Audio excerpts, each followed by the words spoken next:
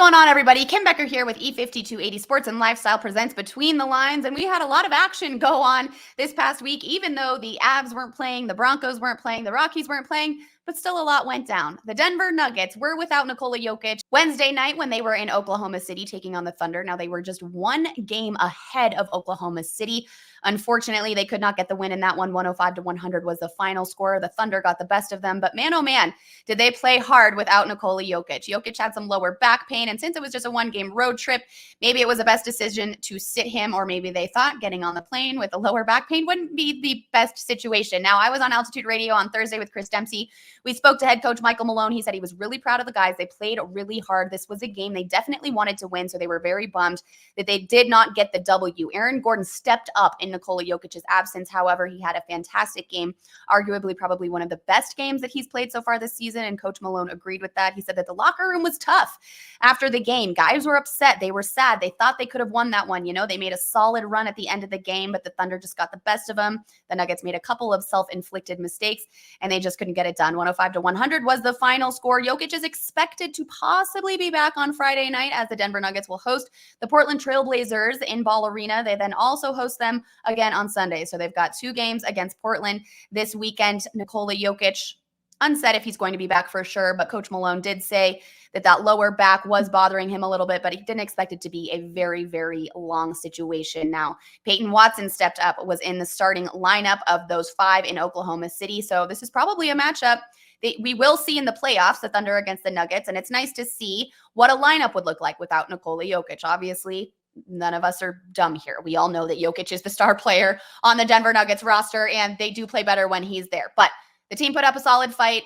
Coach Malone said there are no moral victories. They definitely wanted to win that game. He was proud of the guys. Defensively, they've been playing consistently. They've been playing better. It was a great defensive game. Offense in the paint, not so great. Something to work on ahead of Portland this coming weekend here in Denver. The Colorado Avalanche are on their All-Star break. All-Star weekend kicked off Thursday night in Toronto at the Rogers Center. There will be events all day Friday and all day Saturday. And Nathan McKinnon on Thursday was named the NHL's first star for the second consecutive month. The last player to do so 2 months in a row was last year, February and March 2023. Of course, Connor McDavid.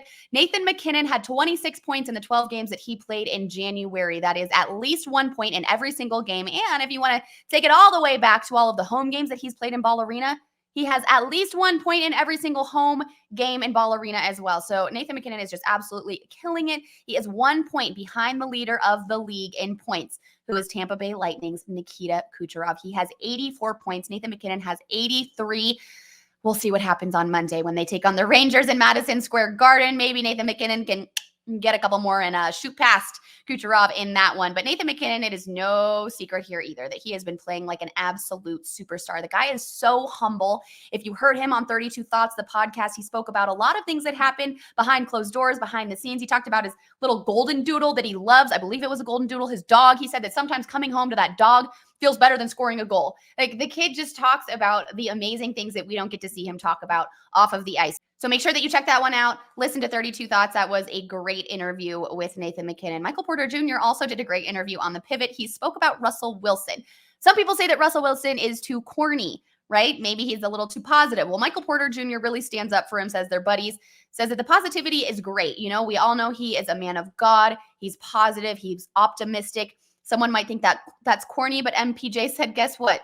Dads want their daughters to date squares. So be a square, be corny. It's not a bad thing. And I completely agree with him. I'm a Russell Wilson fan. If you guys have ever heard me on the radio, right here, on my social media, you know that I'm a Russell Wilson fan. I think he stays true to who he is. He's super positive. He knows what priorities are in life. He cares about the sport of football more than anything.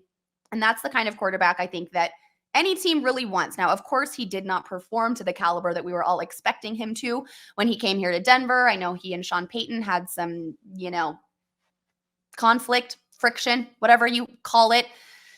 I did see that all of the Russell Wilson jerseys are 90% off, so that makes me believe he for sure will not be on the roster next year. Now the draft is coming up in just a couple of months. The Senior Bowl happens right now. We get to see some of these college football players that will be going to the draft. Maybe we'll see some ideas of who the Denver Broncos will pick at number 12. Who knows? There's a lot happening, a lot going on, but again, just bums me out that the whole Russell Wilson thing went down the way that it did, because I truly do think that he was a good guy, and I wish that things could have worked out for the better, because you look around the league and there's not a lot of quarterbacks that are available that could come to Denver and do better than Russell Wilson did with the situation that he was given. Now, I would love to hear who some of you guys think would be the best under center for the Denver Broncos, because I beg to differ that many of you think it's Jared Stidham after the final 2 games of this season. I'm just going to go out on a limb and say that one. But very interesting stuff going on. Of course, the Super Bowl, we have the 49ers, the Chiefs. A lot of people saying maybe the Chiefs were rigged to go to the Super Bowl because of Taylor Swift. Now, I'm not going to go that far. I do not think football is rigged. I do not think that the NFL is scripted. So I definitely don't think that's the situation. But I do think that the Kansas City Chiefs will win. I think they are the I shouldn't say brand. They are the new New England Patriots dynasty. I think Patrick Mahomes and the Chiefs under Andy Reid know exactly what to do in dire situations. That's how they got here after having the season that they had. I could say the same thing about Tom Brady, the New England Patriots under Bill Belichick. It was always the same. You knew if Tom Brady had the ball in his hands, knew what kind of stakes were on the field in the game that he was about to play, he knew how to win. That's what I see in Patrick Mahomes. Now, the 49ers are currently favored by 2 points. That line might move, maybe not. I'm surprised that the 49ers are favored, to be honest with you, but I think it's just because they have an all-around better roster, a stronger roster, weapons on offense, more so than the Kansas City Chiefs have on offense. But again, I'm just looking at Patrick Mahomes. Brock Purdy is a great quarterback. I think he's an awesome story, being Mr. Irrelevant in 2022 and now leading his team to the Super Bowl. I just do not think going against Patrick Mahomes and the Kansas City Chiefs works in his favor. I think Patrick Mahomes knows that this is a business trip. He is already probably telling all of his guys, do not even think about being in Vegas. Just think about the game. And I just think under Andy Reid, they're going to get it done. So I'm taking the points with Patrick Mahomes. Patrick Mahomes and the Chiefs, they're +2. I think that's a great bet. My favorite bet, however, of this game is Patrick Mahomes MVP, +125 over at BetMGM this morning. I placed a bet on that one, put money on that one, because you know if the Kansas City Chiefs are going to win, -110 against the spread, Patrick Mahomes will probably most likely be the MVP, +125. So just better odds, more value, more bang for your buck. If you agree with me, you think the Chiefs are going to get it done, I would say Patrick Mahomes for MVP at +125 is definitely a bet I would place. Well, enjoy your guys' weekend. Enjoy the Pro Bowl, if anyone's watching that. I don't know, all-star situation going on in Toronto and the Senior Bowl. Super fun. I will see you guys right back here next week.